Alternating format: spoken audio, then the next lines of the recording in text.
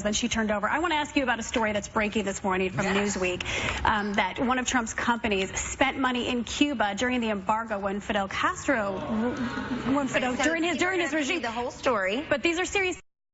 But then he didn't invest in it. No, they're not treasonous. I read the entire story. It starts out with the screaming headlines, as it usually does, that he did business in Cuba, and it turns out that he decided not to invest there.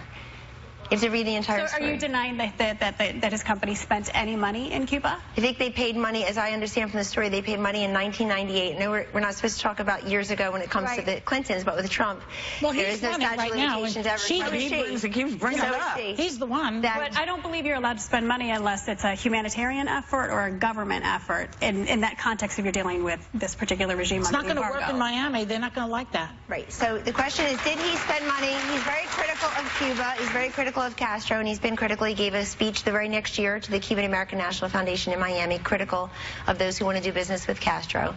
And he's talked about the Cuba embargo even on this trail. But again, we're talking about, did his hotel invest money in 1998 in Cuba? No.